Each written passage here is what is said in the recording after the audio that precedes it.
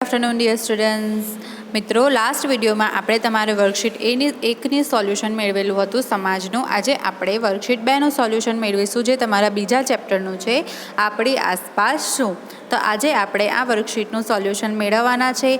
तमे जो बुकमां लखी लीधी होय तो ए बुक साथे लईने बेसजो अने जेमां तमारी भूल होय ए मारी साथे सुधारता जजो। ओके मित्रों, तो चालो आपणे शरू करीए। जो मित्रों तमारो पहलो प्रश्न है विकल्पोमांथी साचो विकल्प लखो। एमां पहलुं छे कि पृथ्वी ने मुख्य केटला आवरणों छे, तो केटला आवरणों छे पृथ्वी ने मुख्य? चालो, पृथ्वी ने मुख्य 4 आवरणों छे। आपणे जोयुं मृदावरण, जलावरण, वातावरण अने जीवावरण। मृदावरण पृथ्वीनी सपाटीनो आश्रे केटला टका भाग रोके छे, तो डी 29%। जलावरण पृथ्वीनी सपाटीनो आश्रे केटला टका भाग रोके छे? जलावरण 71% एटले के ए 71। महासागरोना तळिये केटला किलोमीटर जेटली ऊंडी खाईओ आवेली छे? तो आनो जवाब आवशे बी 10 થી 11 किलोमीटर। कयो वायु ऑक्सिजन वायुना जलदपणाने मंद करे छे? तो आनो जवाब आवशे सी नाइट्रोजन। सूर्यनी प्रचंड गर्मीथी पृथ्वीनुं रक्षण थाय छे कारण के सी ओझोन वायु सूर्यना पारजांबली किरणोनुं शोषण करे छे तेथी। आनो जवाब आवशे सी। तो पहलो प्रश्न पूरो थाय छे। हवे बीजो आपणे खाली जग्या जोईशुं। तो सौर परिवारमां पृथ्वी पर ज सजीवोने अनुकूळ तापमान अने पाणी अने जीवन छे। सेना पर? पृथ्वी पर। बीजू, पृथ्वी तेनी उत्पत्तिना समये अगनगोळा स्वरूपे हती।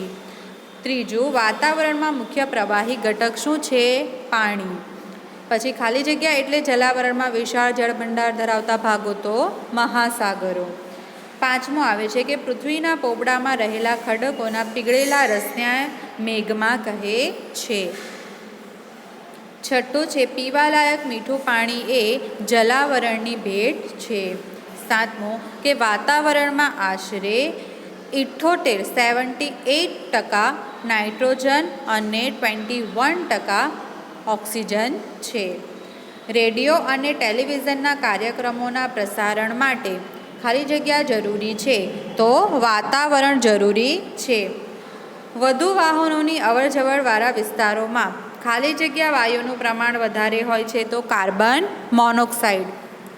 हवे आपणे खाली जग्यानुं सोल्यूशन जोयुं। हवे आपणे खरा खोटा जोईशुं।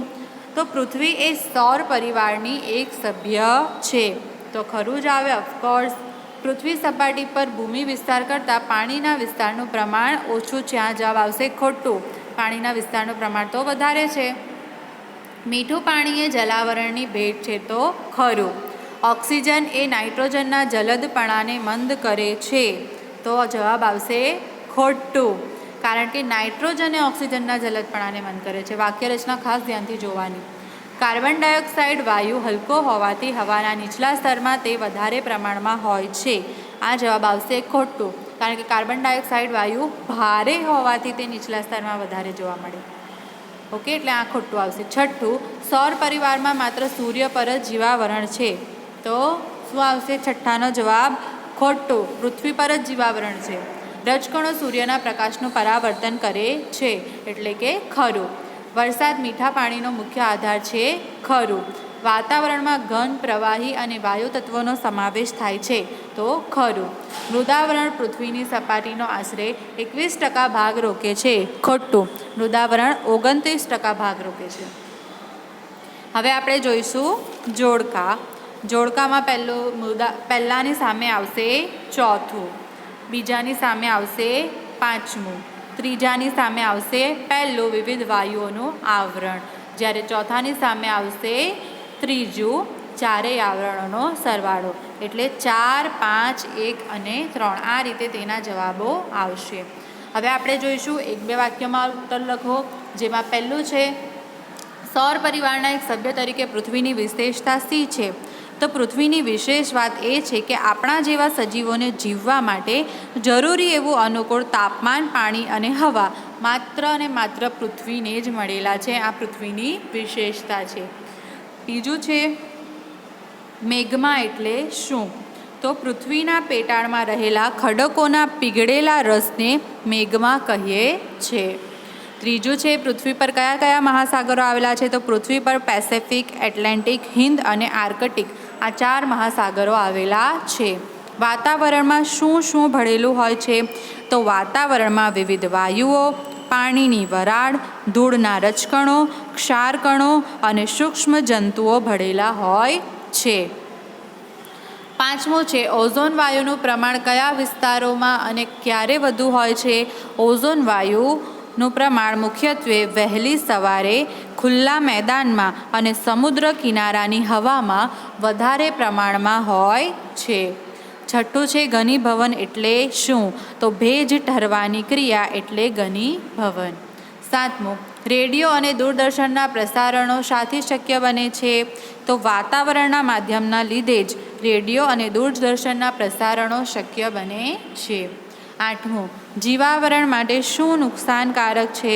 તો પર્યાવરણના શોષણને ભોગે કુદરતી પોષણ કડીઓ જોખમાય છે, જે જીવાવરણ માટે નુકસાનકારક છે. મિત્રો, આપણે 1-2 વાક્યના જવાબ પૂરા કર્યા છે. જુઓ, હું તમને શોર્ટમાં આ રીતે લખેલું છે બતાવું છું. જુઓ મિત્રો, આજે તમારા જવાબ છે મેં અહીંયા આ રીતે લખેલા છે. મારે બોલવામાં ભૂલ થઈ હોય યા તમને સાંભળવામાં ભૂલ થઈ હોય તો અહીંયા તમારા જવાબો ચેક કરી લેજો. પ્રશ્ન 1 જે વિકલ્પ છે, પછી પ્રશ્ન 2 ખાલી જગ્યા, પ્રશ્ન 3 ખરા ખોટા છે, પછી આ પ્રશ્ન 4 જોડકા છે અને અહીંયા પ્રશ્ન 5 એ એક વાક્યમાં જે જવાબો છે તે મેં અહીંયા લખેલા છે. આ રીતે તમારે લખવાના રહેશે. જુઓ, આ 7, 8 ટોટલ 8 છે તમારા વર્કશીટમાં. 8 જવાબો અહીંયા પૂરા થાય છે. તમને નહીં સમજ પડી હોય મારા બોલવામાં તો તમે આમાં જોઈ શકો છો. હવે આપણે છેલ્લો પ્રશ્ન જોઈએ. જુઓ, આ છેલ્લો પ્રશ્ન છે. એમાં પહેલું છે મૃદાવરણની ઉપયોગિતા જણાવો. બરાબર, તો આ બધું હવે આ તમારે જાતે શોધીને લખવાનું છે મૃદાવરણમાંથી, કે જો મૃદાવરણ ન હોય તો આપણું ઘર ન બની શકે, પીવાનું પાણી કે ખોરાક માટે, ખેતી ઉદ્યોગ ધંધા માટે જરૂરી ખનિજો કે પછી જંગલો એ મૃદાવરણની ઉપર જ બધું ઉભેલું છે. તો આ બધું મૃદાવરણ વગર શક્ય નથી.